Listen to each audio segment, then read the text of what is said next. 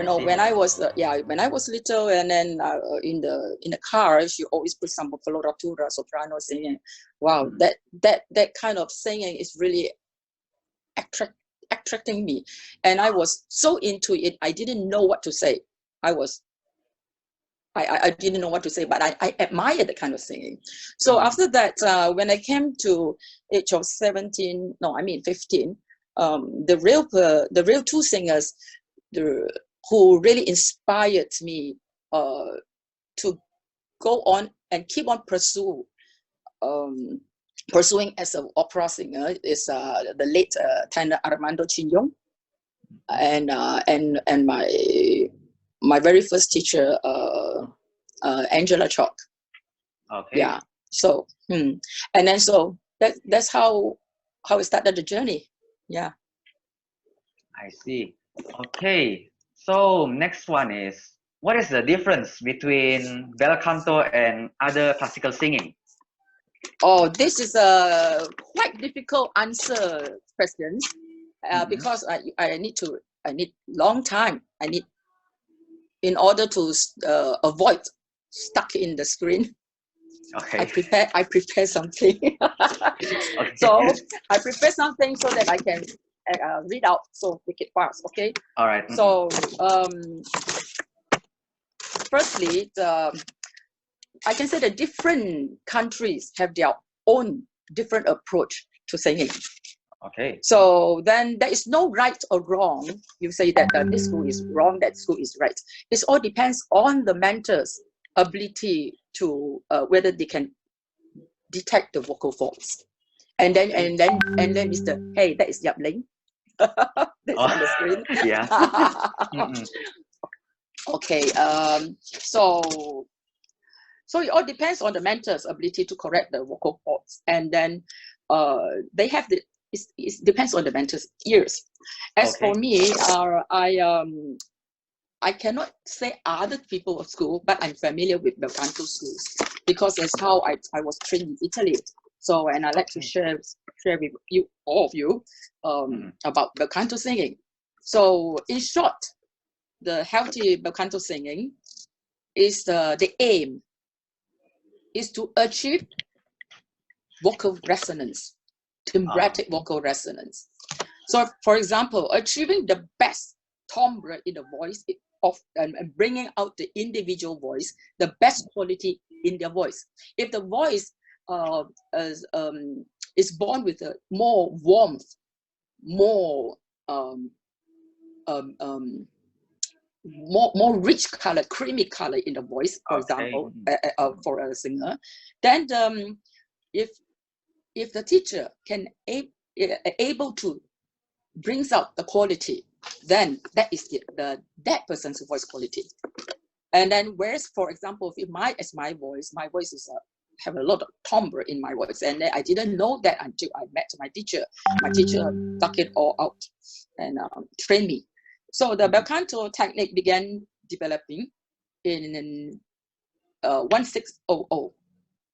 We call it 1600, 1,600 years. Back then, the sound they produce is very light. It's not the voice it's not the sound that you hear nowadays, like mixing a lot with the real voice register, and so rich in color. In the first years of the Belcanto singing, they are very light. If you have heard about the song of Amari Mia Bella, so they just sound like a madrigal sound. They sing that with a lot mixed voice, a lot of thick voice, and then they called it sing lightly. And then in the court, the early works was written for the aristocrats. The aristocratic persons are like kings. So there are only 3 or 4 audience sitting there listen to you. So they don't require like a big voice to sing all this repertoire. You get what I mean? So so down the history, the theoretical demands become bigger and bigger, and cause singers to develop and explore the more potentials in the voice. Okay. So, for example, in the golden era of Belcanto, such as Rossini, Donizetti, Bellini, and so on, even though Mozart, even though it's even more previous, they already requires a lot. The vocal techniques is already fully developed. For example, when it comes to Rossini, so well developed, and it can be so dramatic. And a lot of people misunderstood that Belcanto singing have to be light. No, it's only that different period, the mixed voice, the portion of mixing the real voice, the tessitura change accordingly. Okay. You get what I mean? Yeah. I hope you really understand what I mean. I more or less, yeah, it's there, yeah. Oh, okay. So the students has to learn all the repertoires from the aria antiche. The aria antiche means that the early works of aria, which is the aria has not developed into the aria that you know today. The aria that you know today, like for example, O mio bambino caro, is already has a big change, mixed voice or a mixed real voice, a little, and know how to deal with the passaggio. But and then in the old days, the students have to learn from aria antiche towards brings all the repertoires and then learn it chronologically through to the master of Rossini, Donizetti. Okay, because by doing so, you can sing the repertoire according to stylistic periods. Yeah, you understand? Then the Belcanto singing can be light, legato, portamento, mixed voice, or messa della voce. Like the modern, how you sing the modern, how you sing the turn. They all requires very refined attack, very refined, precise, to sing it precisely what is written there. Okay. Yeah. So okay, in short, in the Belcanto, but the terms Belcanto, it can be it is also referred to an era of time. Okay. If you ask me, you start, but the start was in 1600. Now till today, are we in the Belcanto years? Yes, we are, because we are using the Belcanto technique. Oh, we are still using the Belcanto technique. And then when we talk about Donizetti, Rossini in the 1850, no, 1820 to 1870, 80, that is the climax. But after that, we have Puccini, we have other Italian opera composers like Cilea, Respighi, all these late the 21st century composers. What the songs, the opera they wrote, still based, even though they're so dramatically very small, very small, so realistic, but the basic is still on Belcanto. Okay. What? Yeah. So in short, again, in short, no, so in early years, in the early years, they want is voice, the quality of the voice, clean quality of the voice. It's the early works. So in the middle Romantic period, they want resonance because it's bigger. The theater is bigger. It's a big hall. Yeah, big hall, and then the audience wants something is not. You have to develop and explore what is the hidden potentials in your voice, so that you can bring to favor the audience. Okay, so and then in the 90 and in the 1900, after that, they don't not only voice they want, not only resonance they want, they even want interpretation. Okay, so in short, overall saying, Belcanto is everything lah. It's a drama. Yeah. Yeah. So Am I Belcanto, is it like limited to indoor performance or can be used outdoor as well? No, if you, of course, you can be indoor and outdoor. Okay. And see, and it depends on how you manipulate your voice, Ah, I see. manipulate the repertoire. Yeah. Okay. Mm-hmm. I see. So very interesting. Okay, so is it easy to master this technique, Belcanto? And No. what are the processes involved? No, because you see, you have to learn everything. Okay. Just to, you know, in singing, there's only one thing you learn. Only one thing. One. And just say on the breath, and then hit the sound with the correct resonance and correct position. Okay, I have to make it all short, right? So if you do this, everything, the correct intensity of breath with the correct relaxation of the muscles, and those muscles which have to relax, and which muscles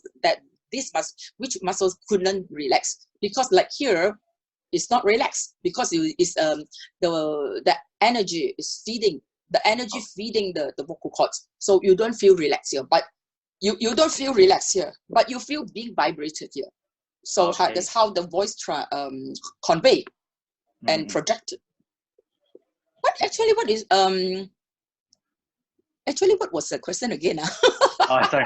Is it easy to master this technique, and what are the processes? Okay, yeah, okay. In order just to do this, you just doing this. You can do it for 30, 40 years until you die. Okay. Yeah. If you're able to do this, actually, you are mastering the depth, the hook, the engage of the breath with your voice. This only one thing. Only this thing, it develops into different styles, develop into different techniques, but it's all derived from one thing. Only that thing you have to practice so many years. So it's not easy. Not easy at all. So it's actually like it's a technique where you can use to develop your own style. Is it something like that? No. Not really. Okay. There's no own style. Okay. You know this term own style is so confusing. Okay. And confuse so many people. And people say that oh, this is my style of singing, and that is your style of singing. But to me, I have no right to say other people, but I just let you know. I'm a Christian. I have to tell you that God created this instrument, and how it works, how it works scientifically. Okay. We are doing all the research from these aspects. So okay. and it brings out how is the voice developed, how to put into your vocal cords and breath and make the sound correctly, produce a sound correctly according a correct way, scientifically, the hygiene of a vocal production. So it's not the style, it's the way, whether it's correct or wrong. Oh, so it's a guideline to know how your singing is correct in the correct way or not. Yes, but we can say that the interpretation of the resonance is different. Okay. That is because of according to the language, according to the how we call that bangsa, the races, and then the language they speak, it will affect the taste of the resonance. It affects the sound of the resonance. So if we able to speak that language, we can master the sound. I mean, even more easy to get to the right sound, to that language. Okay. So you need to learn Italian as well to really use this technique, is it?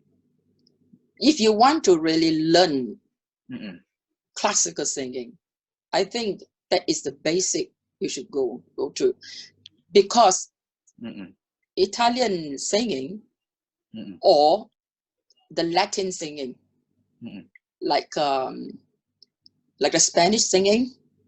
Mm-hmm. Okay, they all based on the Latin vocals, vowels, R, A, Okay. E, O, U. And it is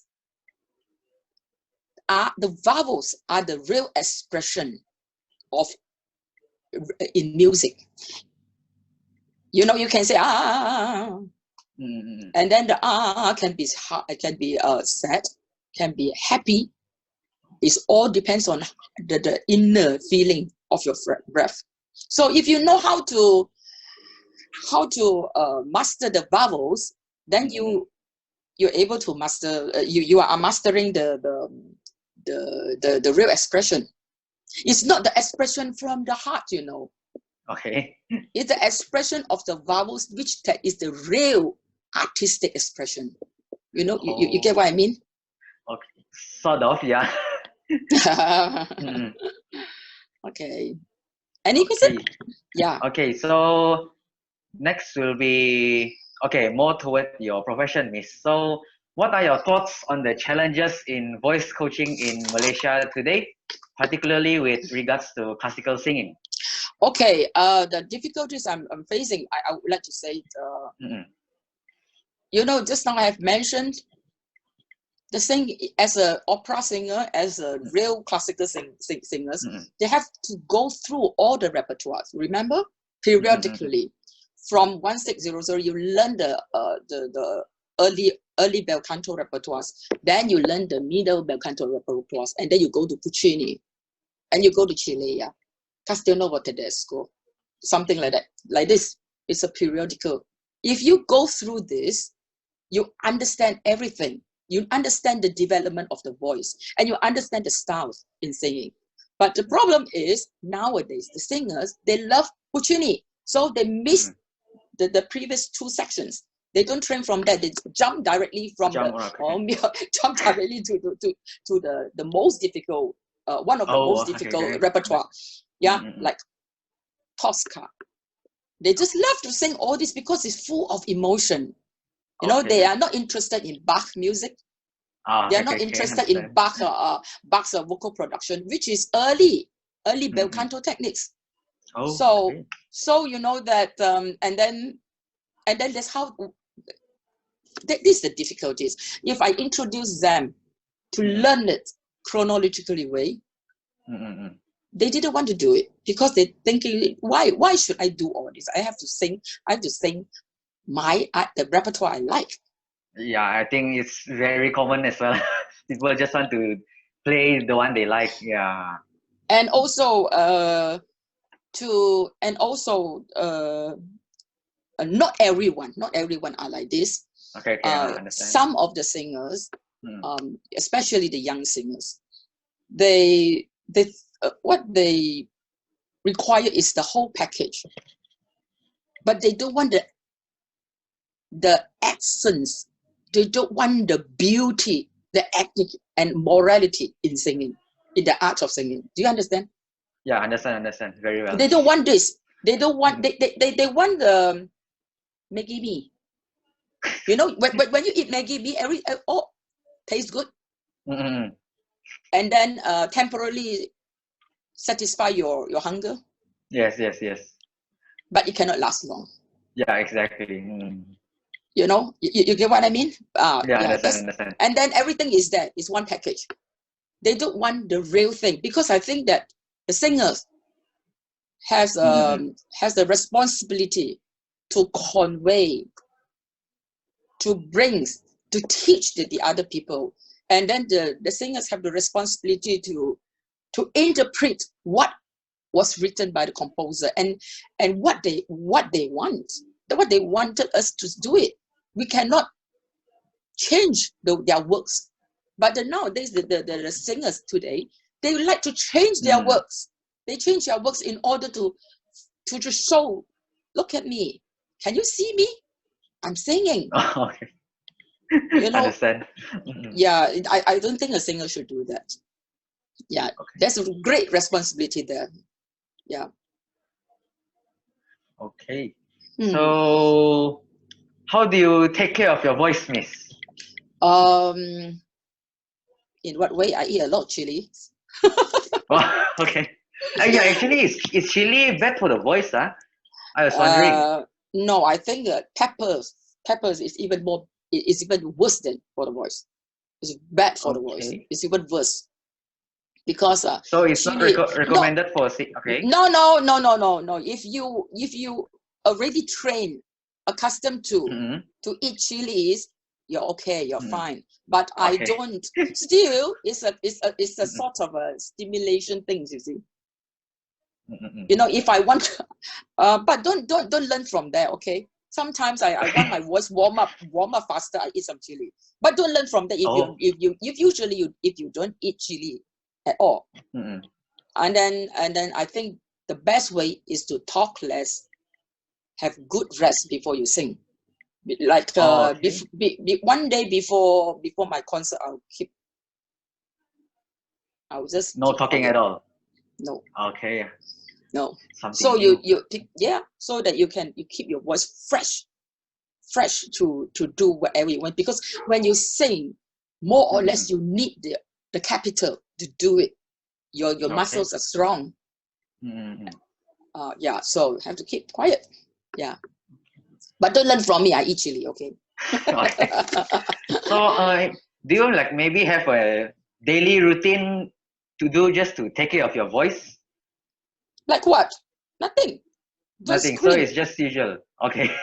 Don't scream. But I scream because I'm very fervent in teaching. I am very I have a lot of I worries about my students' voice.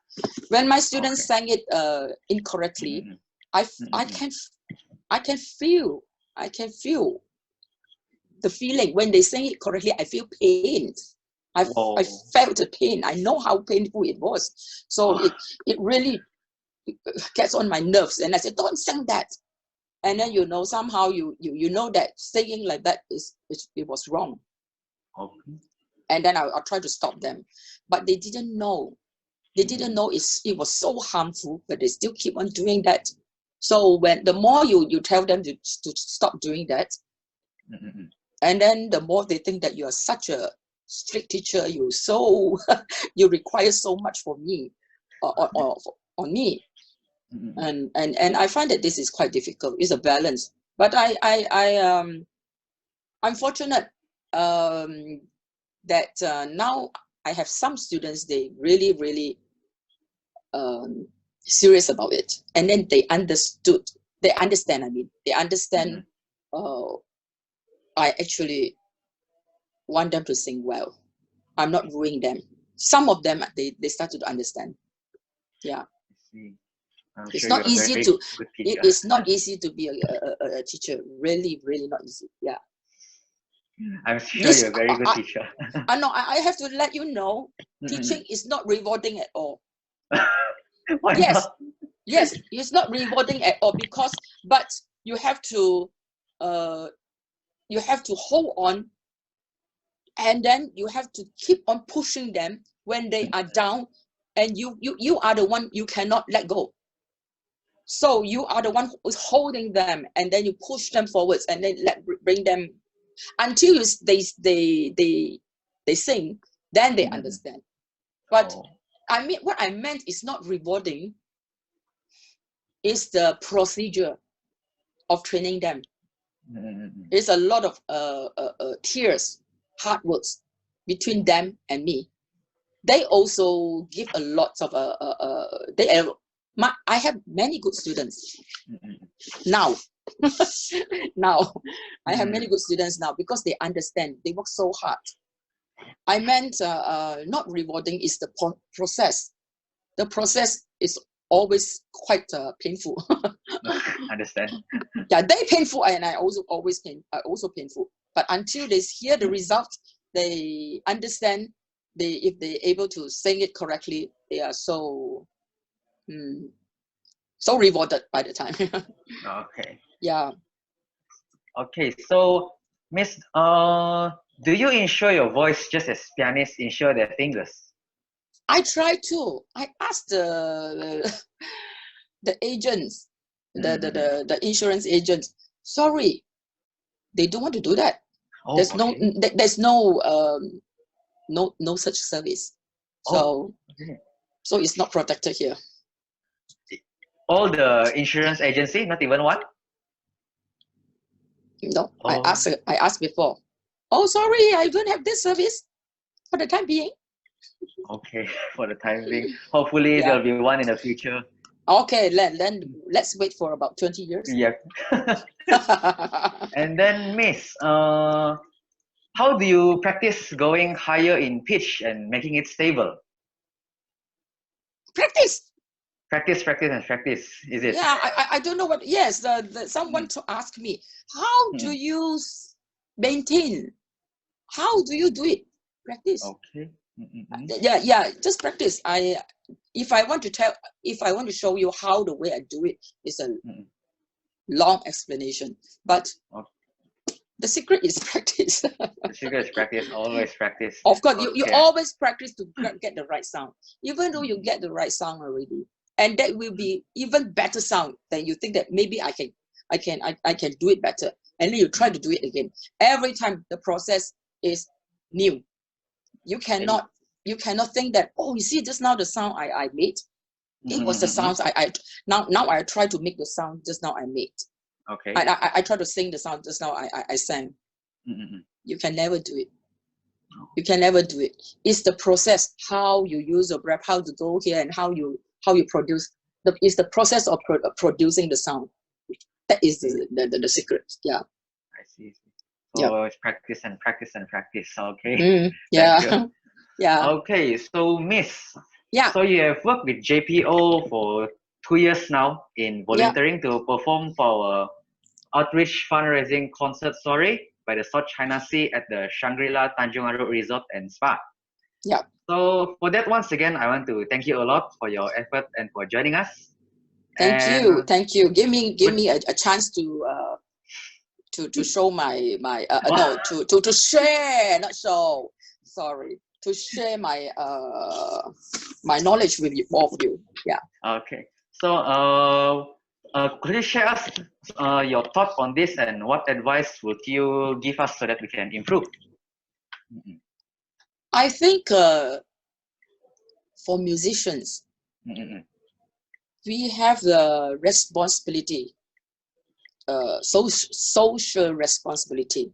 Teach them morality. We know sing musicians are not rich. I have to say they are not poor, but they are all not rich. But they are rich here. They are rich here. So what they can do is they dedicate what they have to teach people, to nurture people's heart, to give them. Sometimes music is really bringing hopes to some can really change the world. You understand when you are very down, you hear something soothing, and then you feel you're more peaceful. Yes. So I think the musician, like what they're doing in JPO, they are dedicating what their ability and give it back to the society, and teaching them. I don't know whether you have heard about the Chinese people say that the child who learn music never become bad, never be bad boys. Have you heard about that? Actually, no, first time. Yeah.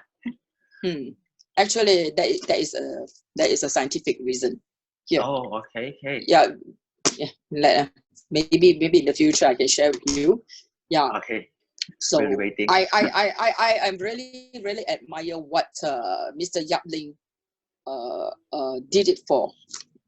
Did it the JPO. Yeah, do it for the society, and that is the thing that I really think is very significant. If you ask me to go there to do it again, I would love to do that. Oh, you're more than welcome. Of course, we should do that. The musicians should do that. We are not rich in money, but we are rich in our ability. We are rich in our heart. And then as a Christian, you should do that. It's a calling. It's a mission. Okay, understand. Yeah. Okay, so now we'll have a Q&A session by the attendee. So we have our first question. Hold on, yeah. Ooh. A while. Excuse me. Do I have to read out the questions? No, I'll just read out for you. Hold on, yeah. Okay, thank you. So, first question is asked by anonymous attendee. So, Yeah. what degree title you studied when you are in Conservatorio Nazionale Santa Cecilia di Roma, Italia? Okay. I graduated in 1991. By that time, in Italy, they don't have they don't have university, and then they don't have this curriculum in university. They don't have this subject, so they only have it in conservatorio. So they will issue you a diploma. The diploma of a canto romano means that you were trained in Rome, and that you are the Rome singer. Diploma. But this diploma equivalent to master in Malaysia, in everywhere. Oh, I see. Equivalent, because it's 5 years course. 5 years. Now I was told the curriculum breaks into 3 and 2 years, and they issue you a degree now, because it's to change the system changed to university. This was I was told. This is what I was told. Yeah. I see. Okay. So next question is also by anonymous attendee.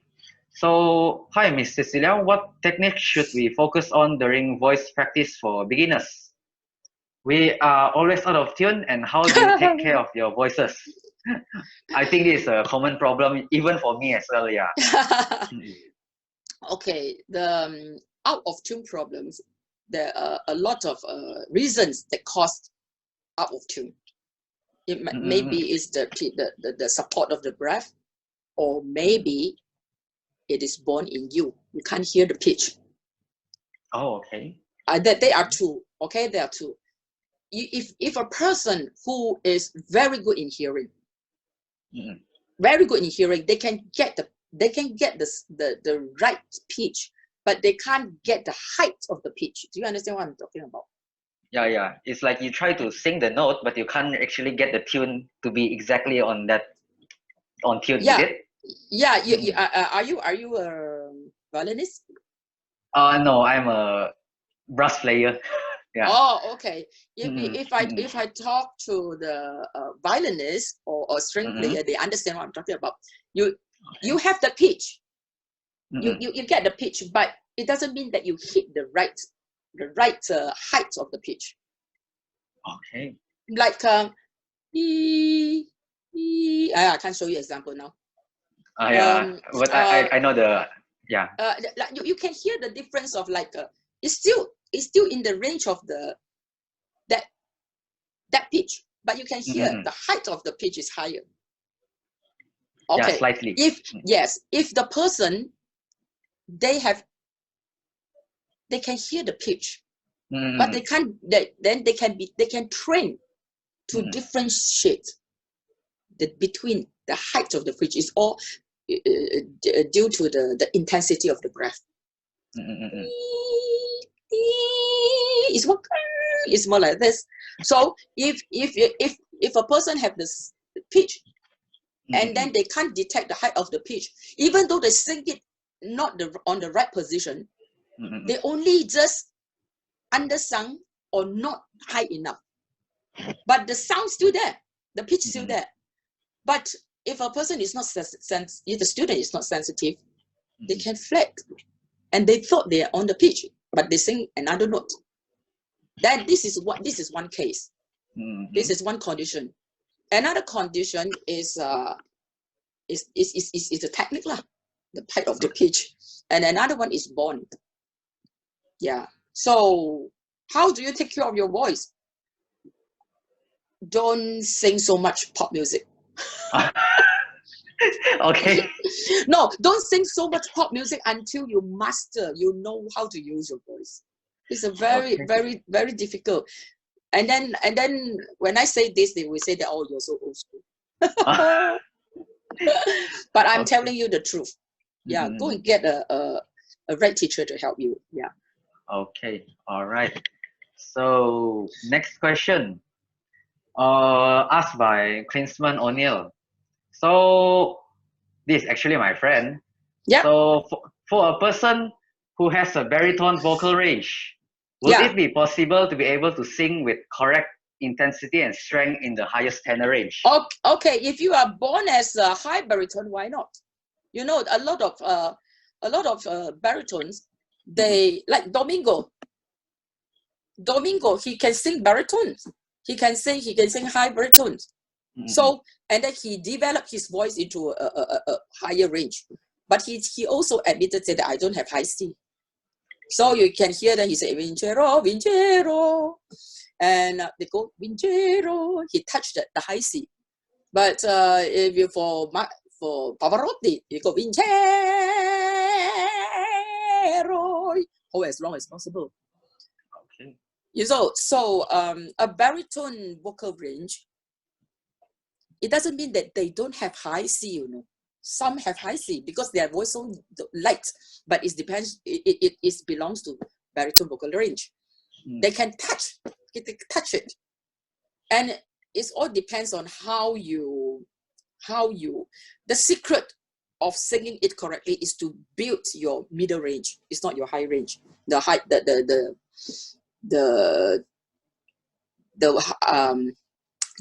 high voice register is the middle range is the most important thing. So master the middle first. Yes, master the middle. It takes years to understand the middle range. If you're able to sing this, then you know how to sing the high range. Okay, I see. Yeah. Okay, so next question. This one is asked by anonymous attendee. So, do you cancel your performance when you are not feeling well and your voice is affected on that day? Not until I already my voice is affected to my vocal cords. So you still goes on with the performance. Yes. Okay. Yes, it is. Or go on to my performance. You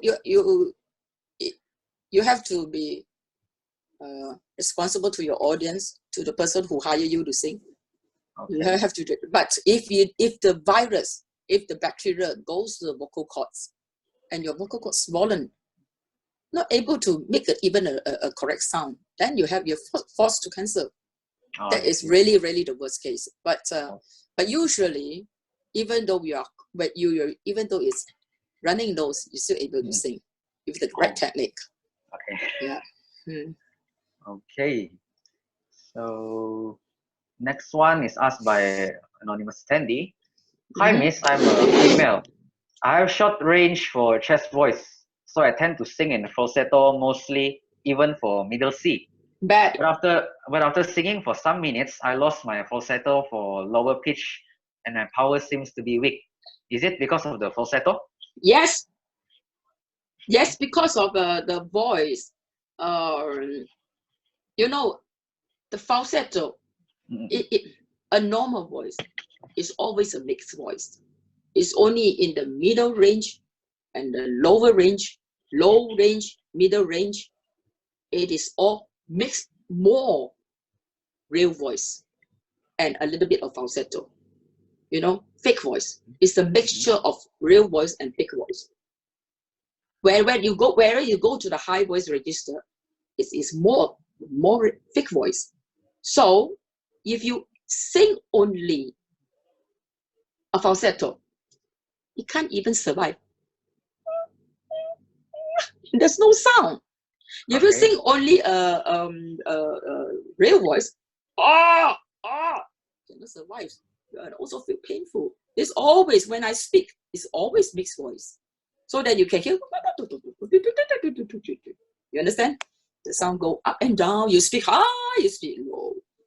So this lady, because when she sings chest voice, she's not using her natural speaking voice to sing. But you have to be very careful. The natural singing voice is not the voice from the vocal cords by force. It's not this. It's always mixed voice.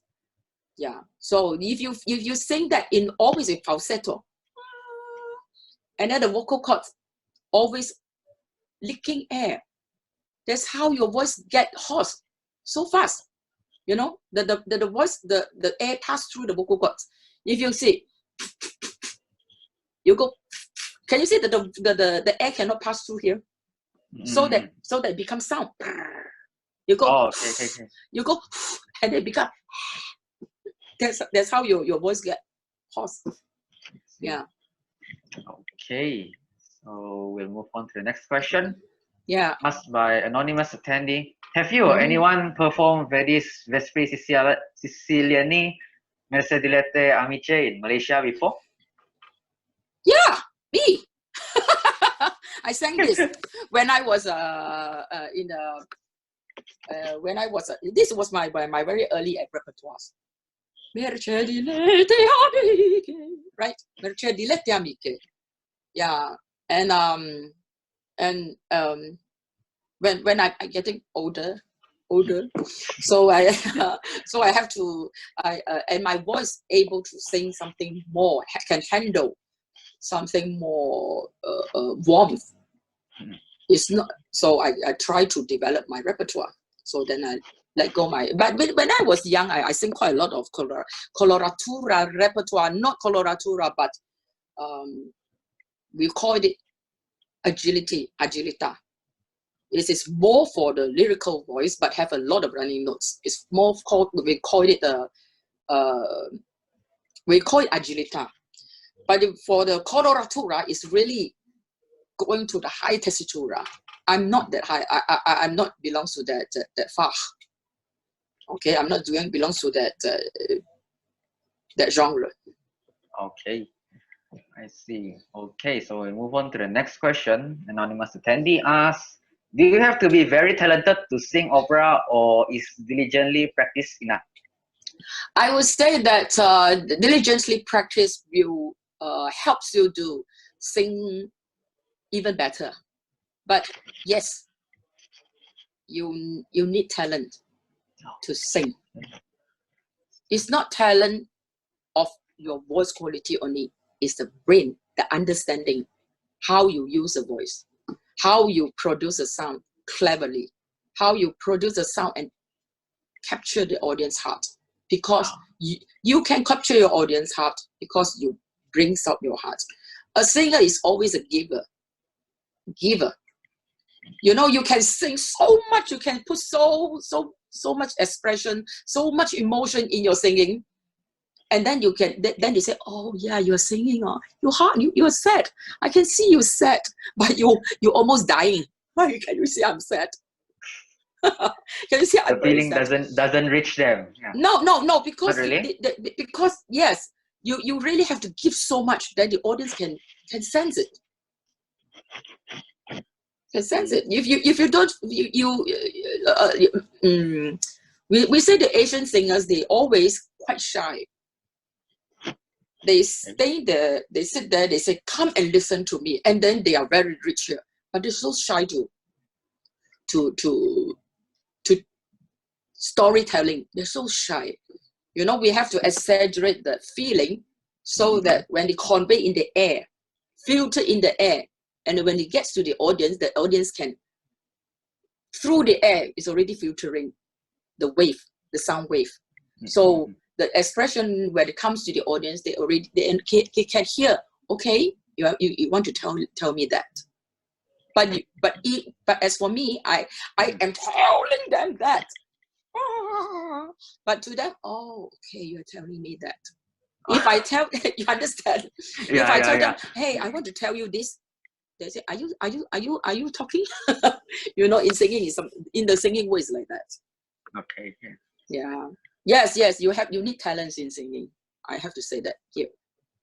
Okay. So we move on to the next question, asked by anonymous attendee. So what conservatorio in Italy you prefer for younger opera singer to continue their further study? Example, Milan, Venezia, etc. No, you see, it's not the conservatorio. It's not the conservatorio. It's the right teacher that you found. Whether you can find the right teacher.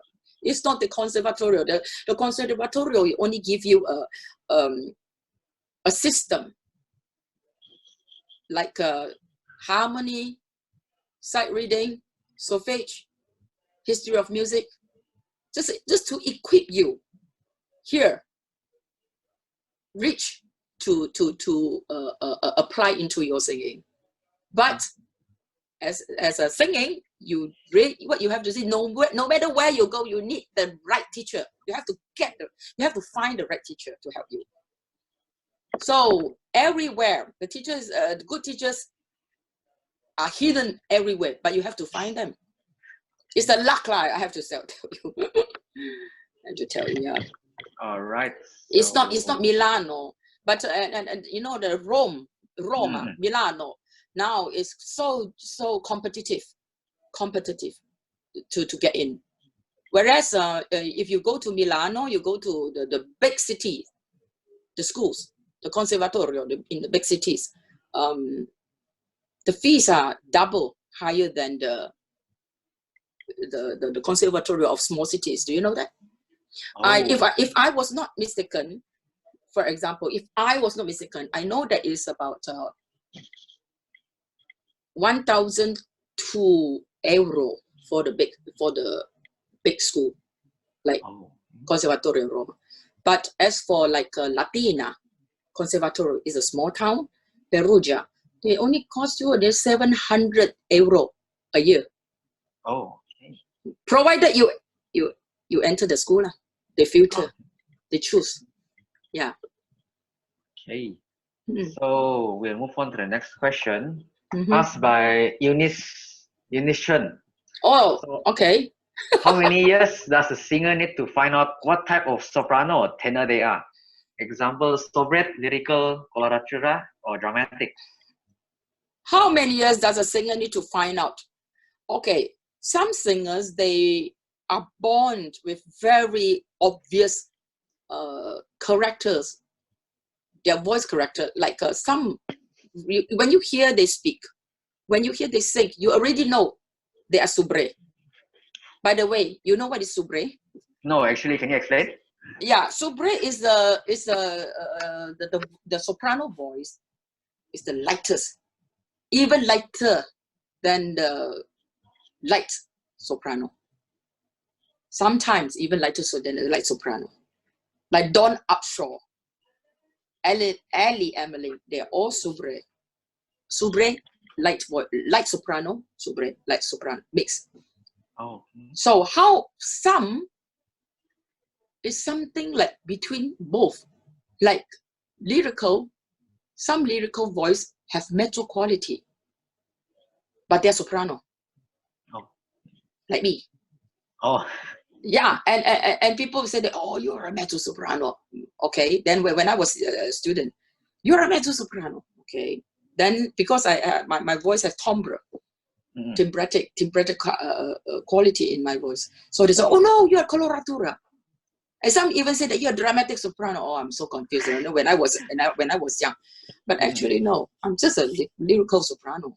It's my lyrical wants to go to a more matured, warm, rich lyrical. Yeah. So how many years? It's not the years. No need to find out. Some people voice is so prominent.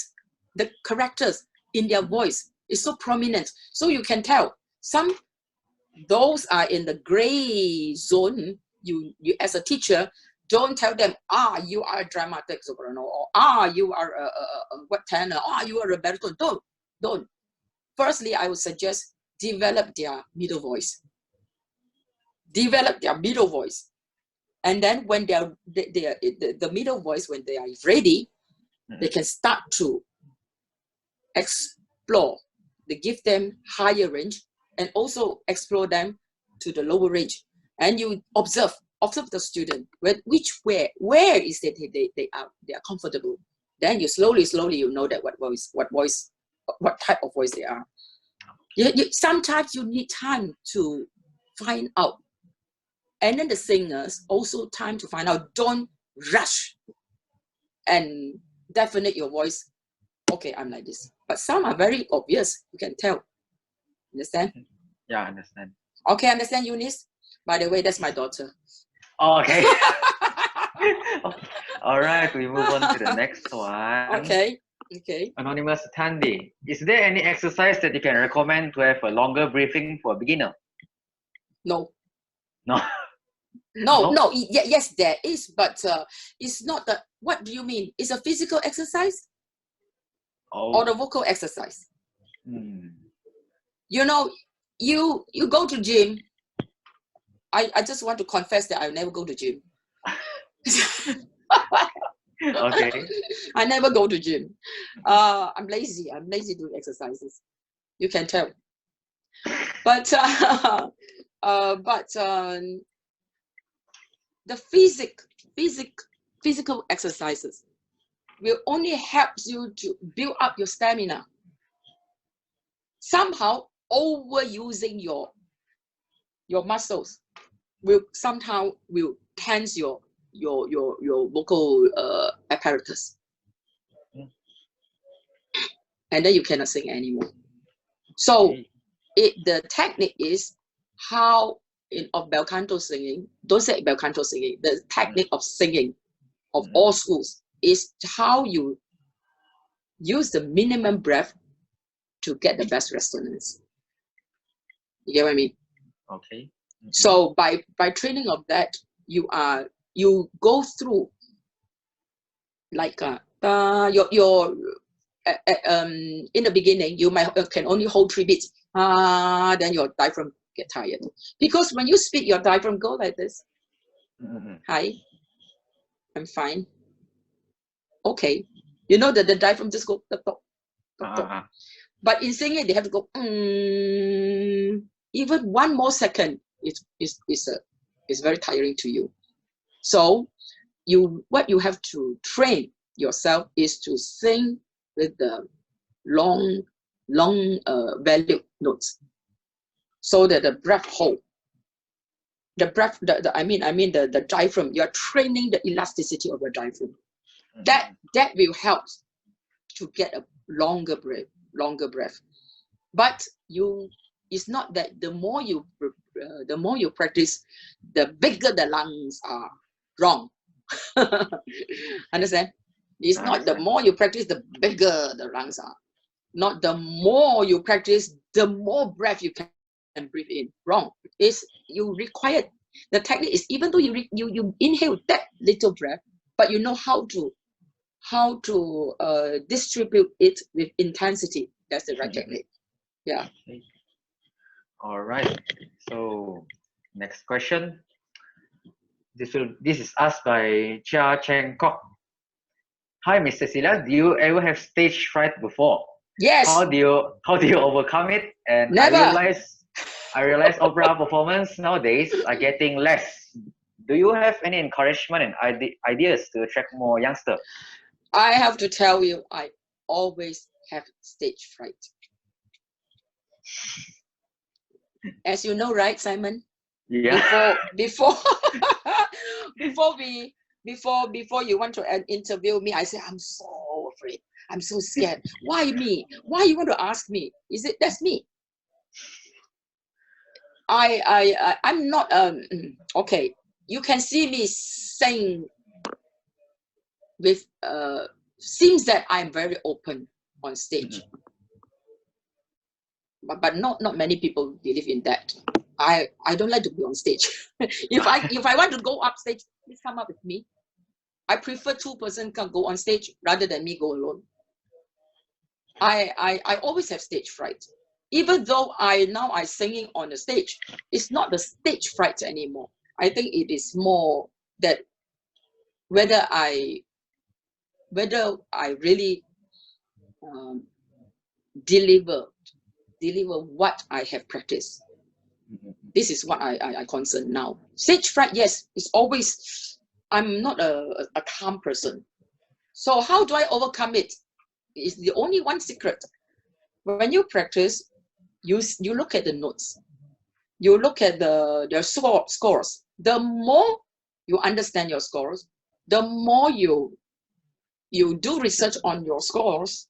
And then when you sing on stage, it's the thing that go over it from da capo, from the beginning to the end. You're thinking on these notes. When you attack, you have to do this, and then the sound have to go back, and then you start singing. It's all the notes going on in your mind. And then when you focus on this, slowly, your vocal apparatus is adapting to your energy, adapting to your idea. You get what I mean? And then you forget about the stage fright. Oh, okay. If the more I understand about my music, the more I can draw myself out of the stage fright. I can focus on there. It's the focus diversion. I don't focus on the stage fright. I focus on music more. So that's how I do. I think it's the music. Yeah.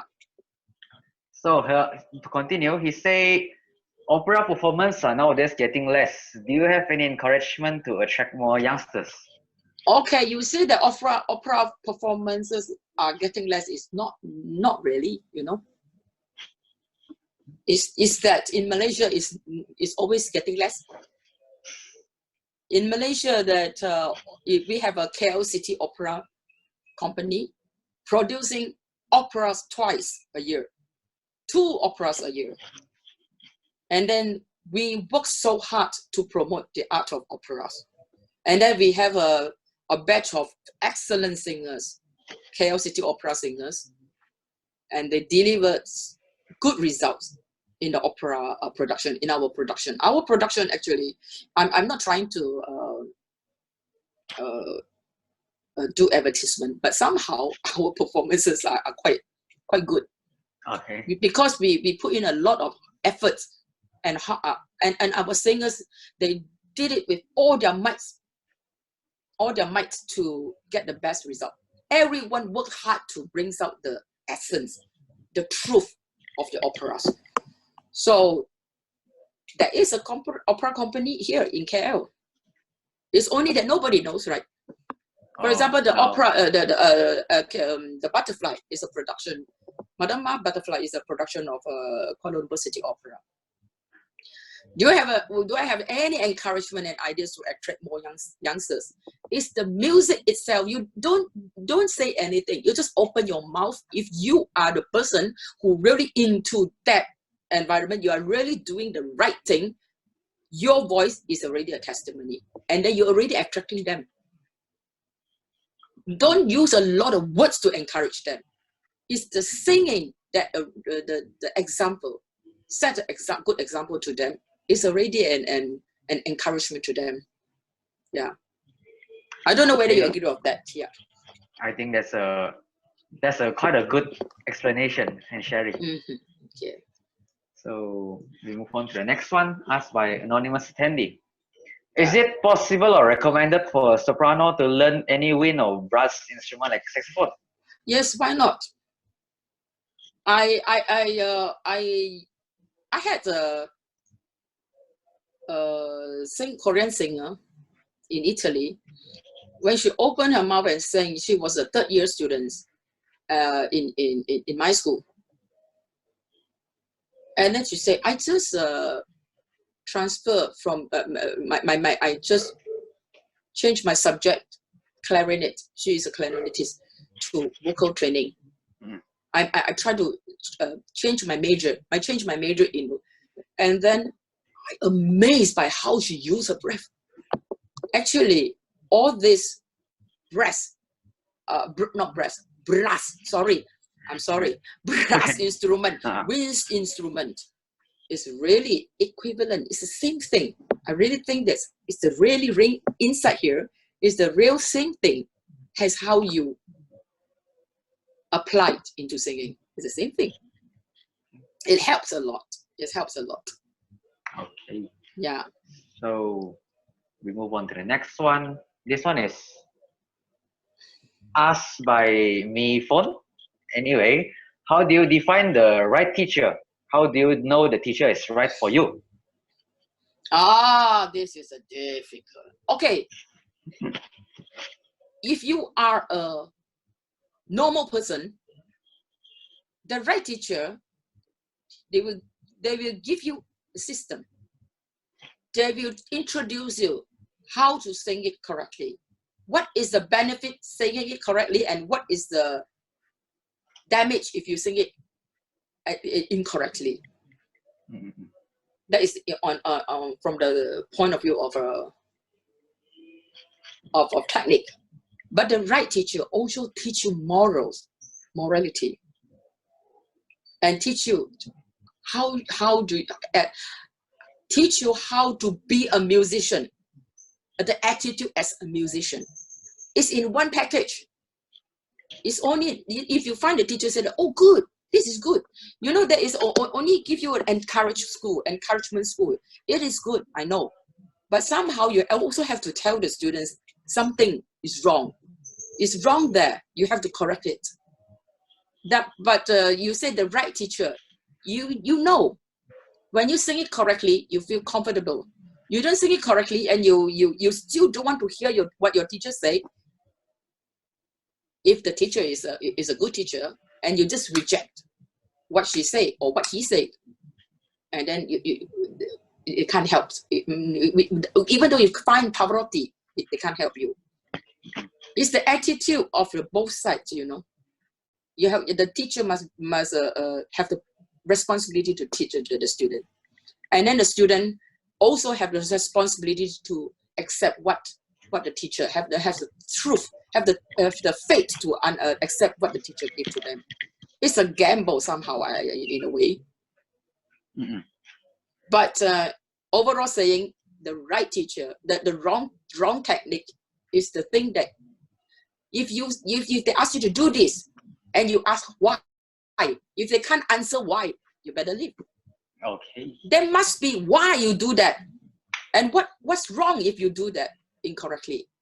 What is the consequences if you do that incorrectly? Because vocal production, Mm-hmm.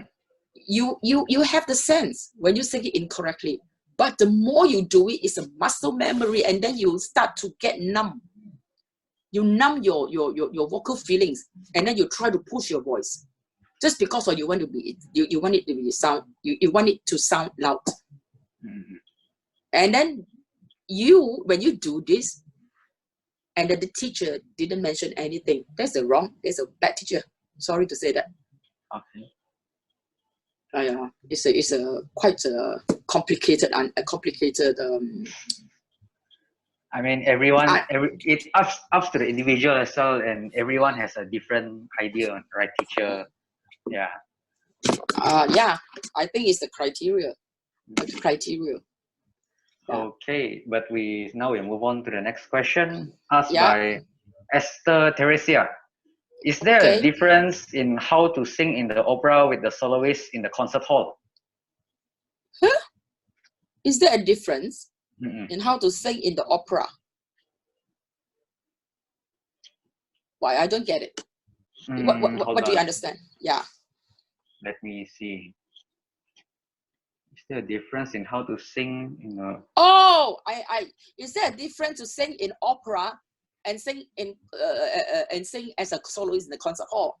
Oh, okay, yeah. I think what is the difference singing in the opera and as a soloist in the concert hall? Okay. Okay, in opera you involve in a lot of drama. You involve it requires you move, requires you into that role. You will have to be into that role. Your emotion, your everything of you become that role. And then it's easier to sing, actually. So much easier to sing. And then there's interaction with the singer. And then you see the expression. If you have a good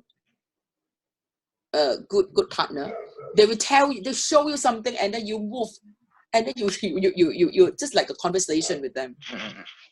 But as soloist, you're standing there.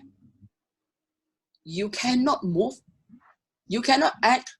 So everything is is a digestion in here. So that it digested so well, everything, and then it portrays in your voice. When the audience don't see your expression, they can hear your voice full of messages.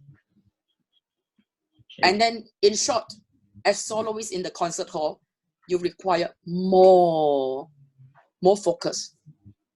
You require more preparation, more digestion, more eat the words. In operas, it's also difficult. But when you into that opera, you are acting. You feel like you are that. You enjoy with opera. I prefer to sing in opera because I don't look at the audience. I don't face the audience. But I don't enjoy the opera is by memorizing the words. Okay, I see. But I don't see I needn't have to look at the singers the audience like that, because when you sing in the concert hall, they look at you like that. And then I said, can you not looking at me? I understand. Yeah. Okay, so now we move on to the final question. Oh, good. Asked by anonymous attendee. Did you encourage singer to must have exam, example ARSM or FRSM and etc.? I don't worship that paper. I don't think that is the real musician. Even though without sitting for this exam, they will still move on. They will still have the passion to find out what is the art in the singing, what is the essence, and how to sing it well in the singing, how to do it, the technique in singing. They have the eager to pursue all this essence in the singing. You get what I mean? So you don't need that paper. But if you are a person need something to push you forward, going forward. So like ABRSM, all these papers, because they set with the chronological repertoires. So it's a guideline. It's a guideline to force you to jump into that pool to learn everything and understanding. By learning all this repertoire, you have to do research. You have to learn. You have to understand. So it is only a guideline. Either way, you ask yourself, are you a singer? You must have something there so that you can pursue, you can move on.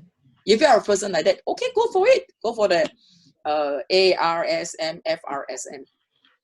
If you are not that kind of person, as for me, I practice. If it isn't a lockdown, I practice twice or once a week with my pianist. Yeah, I never stop. Yeah, and that paper actually is quite dangerous if you only, and then people always say, oh, you see, look at that, I already got this FRSM something, the highest. This is only a guideline for you to move there. But you get the paper and you thought that's the end of it. Okay, you see, I got it. I reached there. Wrong. Art never, you can, in front of art, if a real singer, a real musician, facing the art, you only find that we are just like this. Very little. We are so little. The art is so beautiful. No matter how much you give, you just get like this. So you can never fulfill. You can never to keep on doing it better and better. You get what I mean? It's not the paper. Yeah. It's not the paper. Yeah. So I hope my answer will be happy. Oh, actually, there's another one. Okay, what is the next one? Yeah, asked by anonymous attendee. Okay. The COVID situation is really difficult for choir singers to sing and practice together. I feel that. Do you have any tips on how to train alone? Go online and find your teacher to train you. Okay.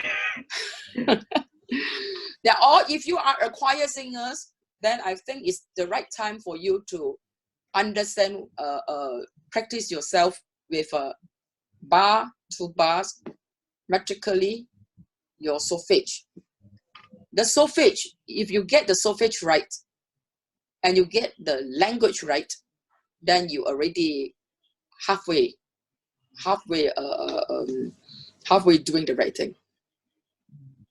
Okay, Yeah. so I guess that's all the question we have. No, really, I see there is another one. Already? Yeah. I don't know. Already answered. Oh, hold on. What is open one? Hold on, yeah. Excuse me for a while.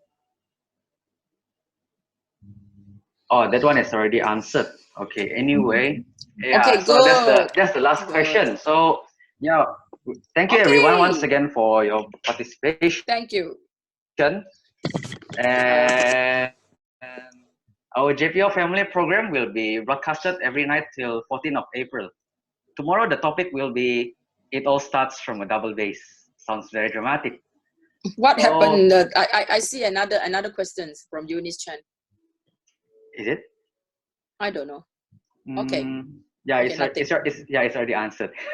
Okay. Anyway, okay. so please check for the link at our JPO Facebook page and tune in. And also, if you want to watch again the program tonight, you can also go there, which is broadcasted live now. So you guys have been great. Thanks for all the questions, and I hope you got all the answers you wanted. And thank you once again for everything, and especially to you, Miss Cecilia. Very honored to have you. Thank you very much. Thank you. Yeah. Thank you. And so now I will lead the prayer to end tonight's program. And please pray in whatever faith you believe in for the COVID-19. Yeah. So let us pray. In the name of the Father, and the Son, and the Holy Spirit. Oh God, you are merciful. We are in the midst of a new viral pandemic, and we are deeply saddened by it. We pray that you bring healing to the sick and sustain our frontline medical workers. Yes. Grant us steadfast faith to all that we may stand in solidarity in the prevention and overcoming of this pandemic. Grant us a repentant heart to learn the lesson from this pandemic, and from this day onwards, to play our proper roles in the protection of the ecosystem. We pray all this through Christ our Lord. Amen. Amen. And the Spirit. Amen. Thank you once again, everyone. And to those who are celebrating, a blessed Easter to you. Good night, and see you all at the same time tomorrow. Good night. Thank you, Simon. Thank you, Miss. Bye. Bye. Bye.